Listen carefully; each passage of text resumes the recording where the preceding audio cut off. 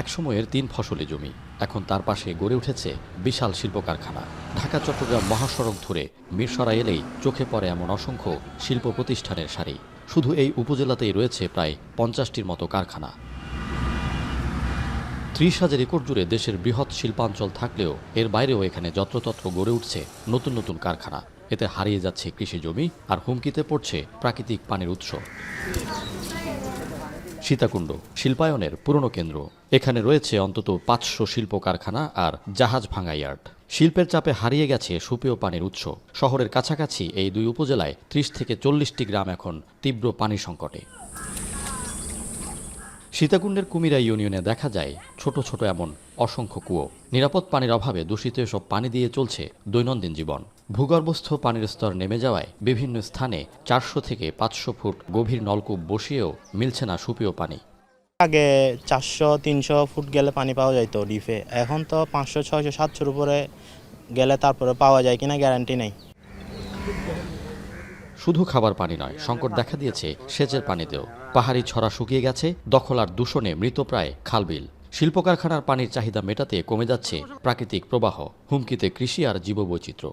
যারা চাষবাস আছে অথবা ক্ষেতগুলো আছে, কিছু হইতেছে না পানির অভাবে। মনে হয় পানির কারণে যায় সবগুলো ধ্বংস আজ কয়েক বছর পর্যন্ত। পানি সংকটে নতুন মাত্রা যোগ করেছে জলবায়ু পরিবর্তন। হালদা নদীতে লবণাক্ততা বাড়ায় প্রতিদিন ৫ থেকে ৬ ঘন্টা পানি উত্তোলন বন্ধ রাখতে হচ্ছে ওয়াসাকে। নগরীতে প্রতিদিন প্রায় ১৪ কোটি লিটার পানির ঘাটতি দেখা দিচ্ছে। যেমন অমাবস্যা পূর্ণিমা আমার স্যালাইনিটি বাড়ে, তখন 2টা টারবাইন চালাই দিল। আমাদের প্রস্তাবটা এভাবে ছিল আর কি। আর অন্যান্য সময় 1টা টারবাইন চালায় রাখলে আমরা মোটামুটি ধরুন কিছু প্রোডাকশান কমবে, তারপরেও আমরা মোটামুটি সহনীয় মানে একটা পর্যায়ে গ্রাহকদেরকে আমরা পানি সরবরাহ দিতে পারবো।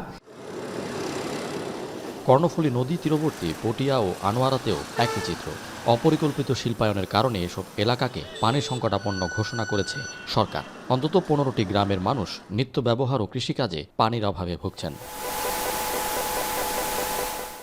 জলের নানা উৎস ধ্বংস হওয়ায় হুমকিতে পড়ছে মানুষ, কৃষি কিংবা প্রকৃতি।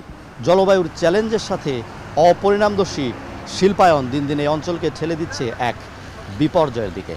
পরিবেশ আইন, পরিকল্পিত শিল্পায়ন কিংবা জলবায়ুর চ্যালেঞ্জ মোকাবেলার কোনো পরিকল্পনায় যদি কাজে না আসে, তবে পাহাড়, নদী, জলাশয়, হ্রদ কিংবা পানির নানা উৎসে সমৃদ্ধ এই চট্টগ্রাম ভবিষ্যৎ প্রজন্মের জন্য কতটুকু বসবাসযোগ্য বা নিরাপদ হবে?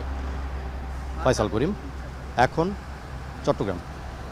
শিয়া বাটার ও ভিটামিন ই সমৃদ্ধ লিলি বিউটি সোপ, তারুণ্যময় উজ্জ্বল ত্বকের জন্য।